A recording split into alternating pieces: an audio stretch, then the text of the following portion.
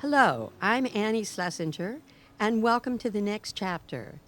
Today, I'm filming my Chasing Elder series, where I'm interviewing a Dorset resident, Harry Chandler, and his good friend Barbara Howland. I'm interviewing Harry because he has a particularly unusual story to tell about his World War II experience and how it impacted his life. Let me introduce Harry Chandler and his friend Barbara Howland. Harry, why don't you begin by telling this fascinating story about your World War II experience and then how Barbara continued the saga 60 years later? I turned 96 last December. Um, Back in 1942, I was 22 and just out of college and registered for the draft after Pearl Harbor and decided to enlist in the Army Air Force. They took me, but it took another year before they called me to active duty, which was in January of 1943.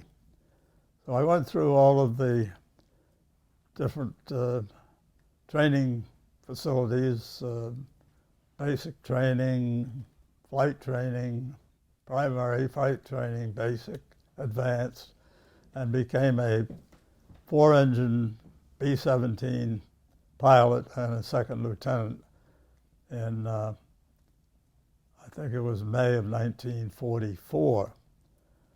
Then I was received the other members of the crew of nine, uh, four officers and five enlisted men, and we developed as a team of bomber crew. We went through all of the training that was required there until September of 1944, when we were sent to a factory in Omaha, Nebraska, and we picked up a brand new B-17 and flew it to England. When we got there, we turned in the plane and were directed to a bus, which eventually took us to an airfield in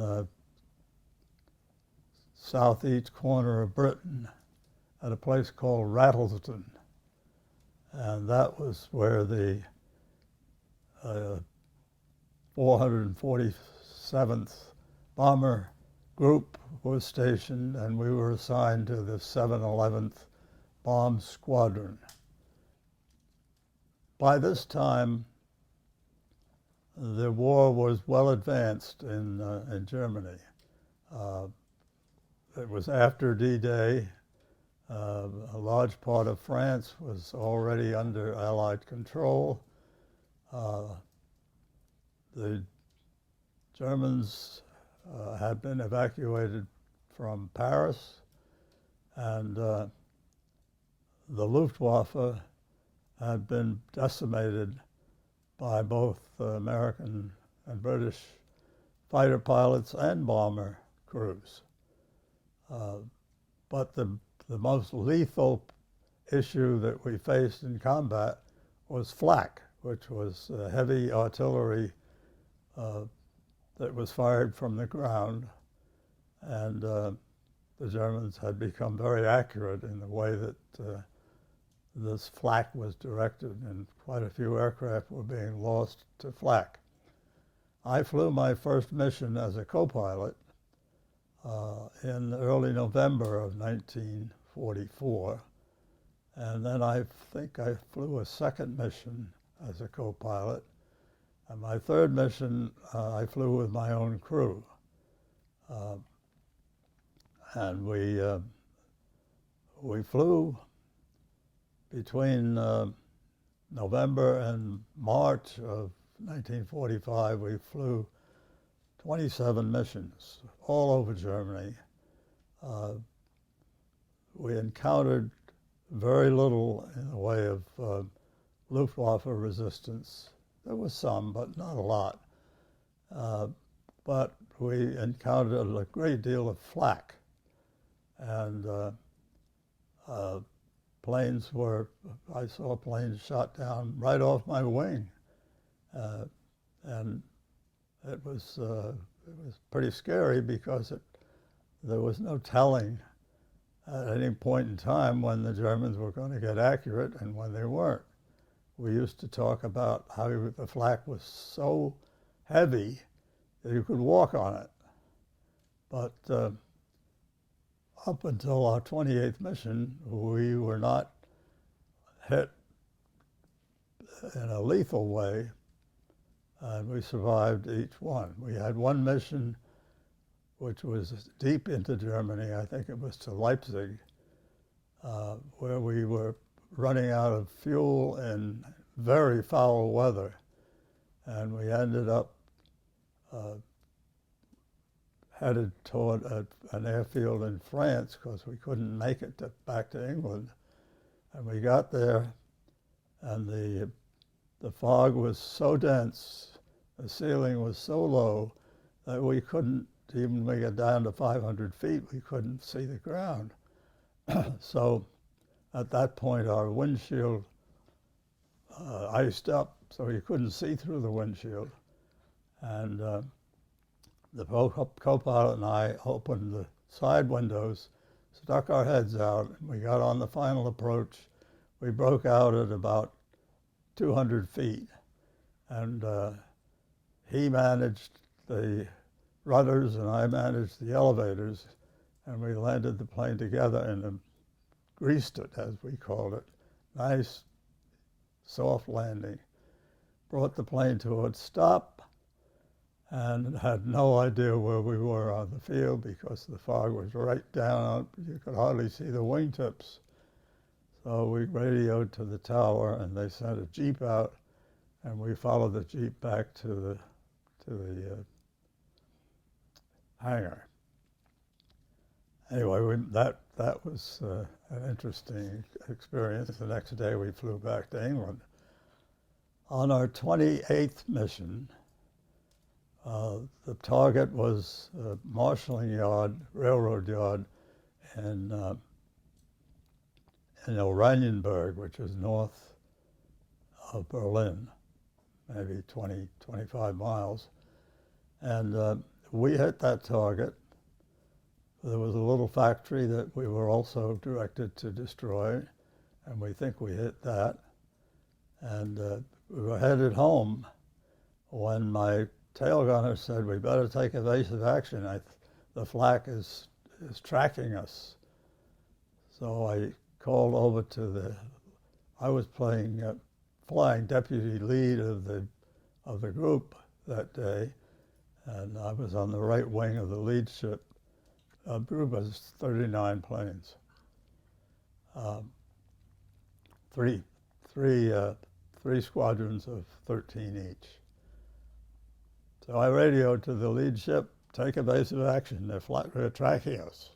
And eventually he did, but at that point, when I got to where he turned left, and as I got to where he would have been, we were hit by, I think, 105 millimeter shell, which sheared off the front of the airplane, including the front cabin where the bombardier and the navigator were located, took off the windshield and all the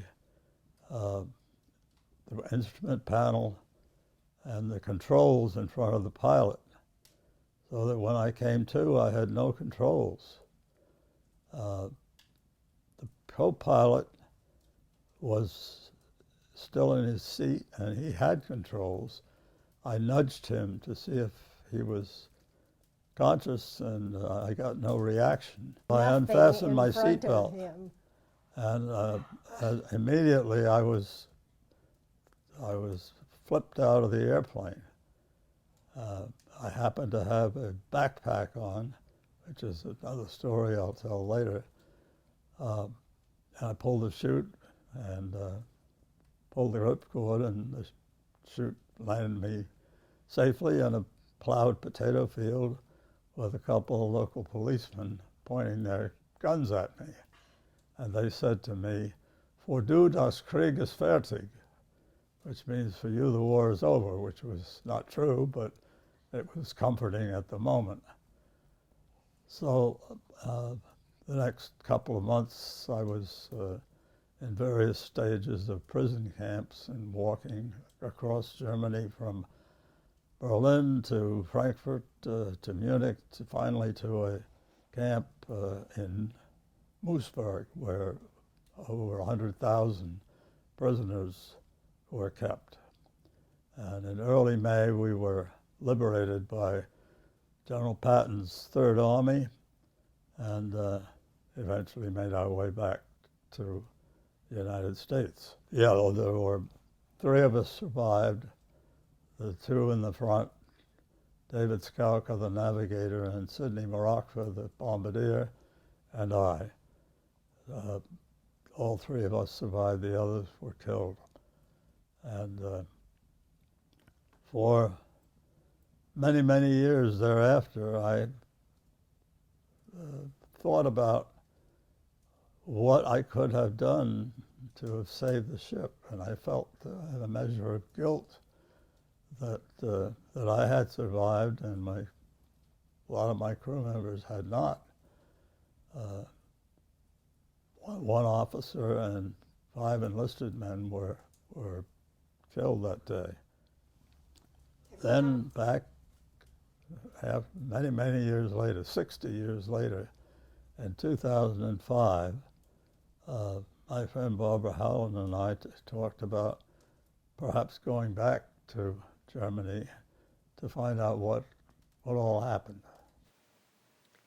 Now comes part 2 of this saga. Barbara, please continue this story. Well, what happened is that I have a grandson who was rowing on the U.S. team, and they were having world championships in Brandenburg. And so I decided I would go, as did my son, his father, and family. And then I said to Harry, you should come, because Harry had been trying to get in touch with, trying to find a way to get into Oranienburg, which he never could because it was in the Soviet zone and he wasn't permitted to enter. I had gotten to Berlin several times. Yeah, but not but into Oranienburg. I hadn't gotten into the Russian zone. Right. Right. So anyway, Harry had been sort of investigating, and he finally found a contact with was it the newspaper in Oranienburg or the mayor? I forget which one. The newspaper. The newspaper. So he wrote a letter, but then he needed it translated into German, and his German isn't good enough to translate what he had written in the letter. But I have a very dear friend, a longtime friend of mine, a German lady, who actually was born and grew up there and was under she lived in Germany. Her father was anti-Nazi, so he was disappeared. And I mentioned to Carla that, this was going on, and I said, would you translate the letter for Harry so he can send it in German to the gentleman and she said yes, and then we didn't hear anything from her for about 2 weeks. Harry was getting very impatient, and she called me after this period of time, and she said, "Oh, my grandnephew, who lives over there, one of her sister's sons, has found a group of young people who have as their avocation, as an interest in their lives." Now, these are kids who were grandchildren of the men who fought in the war. That's the age difference. But they were researching the stories of downed planes in that area where they lived, which had always been in the Russian zone. And she said, "Oh, Christian, I could, he will get in touch with them, and I can get him to introduce Harry to these people. They would love to talk to him." So that's how Harry got in touch with this group of young men. And the one thing that I enjoyed is when they were so excited when we decided that we would go, and we flew to Berlin, and Christian, my friend's grandnephew, picked us up, and he took us around Berlin, and then he took us to meet this group of mostly they were young. and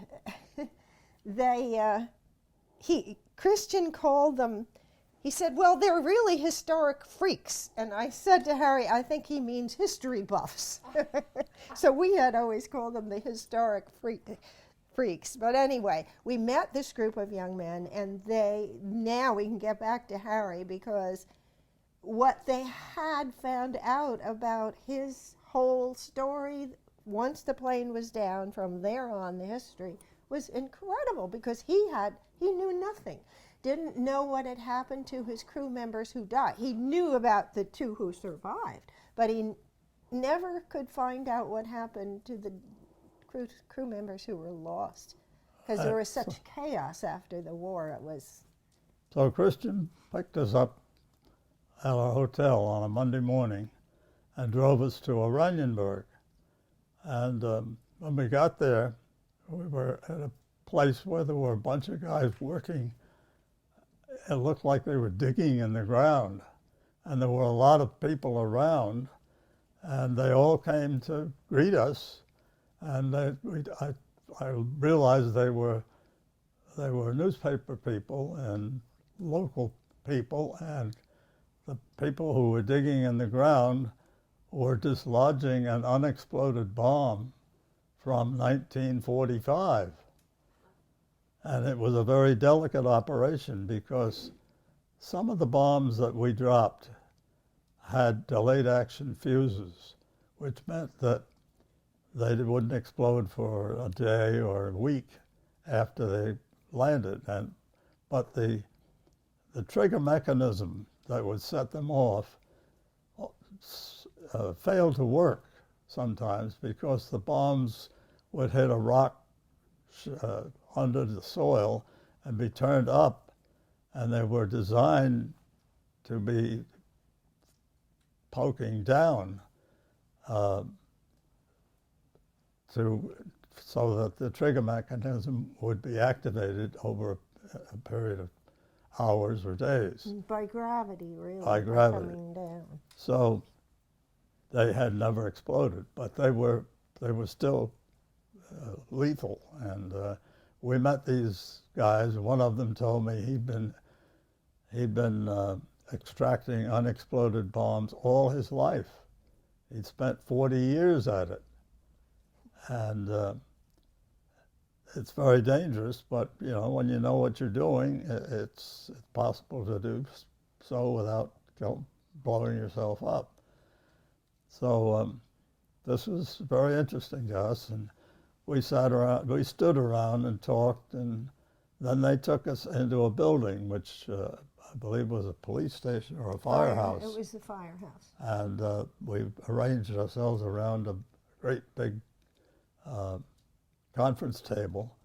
Must have been 20 of us around the table.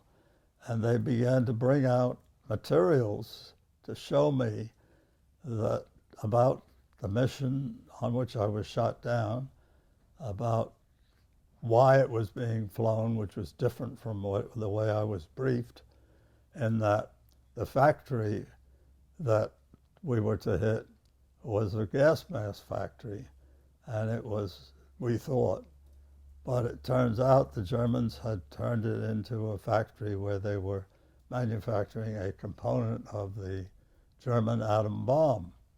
And actually it was, they gave me a copy of a page out of Dr. Teller's book, which pointed out that the head of the Manhattan Project, General Groves, the Manhattan Project was what developed the American atom bomb. General Groves had gone to General Marshall, the head of the U.S. military, and asked him to bomb this particular factory.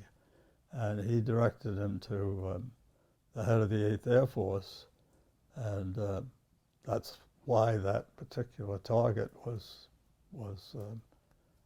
established at that day, which was the 15th of March, 1945. The Ides of March. Yeah. So then the guys around the table mentioned that the grass mask factory had been run by a family by the name of Auer, A-U-E-R. And Barbara pops up, oh, that's my maiden name. And that brought down the house. They all went, oh, oh. So then they gave me many, many pieces of information and documented materials which they had collected from the 8th Air Force in London, from Pentagon in Washington, and actually they knew exactly where my plane had hit the ground. And after we had spent an hour or two discussing all these things. Harry, but I think one thing that was so important to you was one of the things they told you was about your crew. Oh, yeah. Whom you had lost. You had no knowledge of what had happened to them, other Right. than the two that you knew were with you when rescued. Yeah, what they said is that two or three of the crew members' bodies had been recovered and buried in the military cemetery in Belgium, and the others' bodies had been sent home. And so that was somewhat reassuring for me. But anyway, the next step was a drive to the place where the plane was shot down, which was west of Oranienburg, because we were shot down on our way home toward England. And there we met a guy who was not very popular with the Germans, but he knew a lot about where the plane had hit the ground, and we went to his house. He was kind of an odd character. Apparently had been a collaborator with the Russians, and that's why the Germans didn't like him. But he had all kinds of military equipment and all kinds of ordnance, and uniforms, guns. And even a tank, or part of a tank. He had them stashed in his garage, and he had his living room full of this stuff. And he was very proud to show us this stuff. Then he took us to the site where the plane hit the ground, and inasmuch as it was in the Russian zone, and the Russians had not allowed the Germans to do anything with this site, we actually found pieces of the airplane still on the ground, and we picked them up, and I brought them home. And one of the highlights of that whole experience was when a little short guy by the name of Dr. Fisher, Barbara introduced me to Dr. Fisher, who was a retired professor from Potsdam University. And he said, when I was 14 years old, my father and I came out of the house and saw the planes flying back to England. We watched them. We saw your plane get hit, and we saw how it flipped over and was in a spin and on fire. And that's that I needed to hear, because I realized that there was nothing I could have done other than what I did. And my only alternative was to go down with the ship or open my seatbelt and be flipped out of the airplane, which was a complete surprise, of course, at that moment. So that was the highlight of our trip to Germany. After that, we went to Brandenburg, and we watched the International Junior Rowing Regatta, and the United States did nothing until the 8-man crew, in which Barbara's grandson was rowing, and they won the gold. So that was a wonderful ending to that part of our trip. During that period, though, we got a phone call from our friend Mario Schultz, who was the leader of the Historic Freaks. Historic Freaks.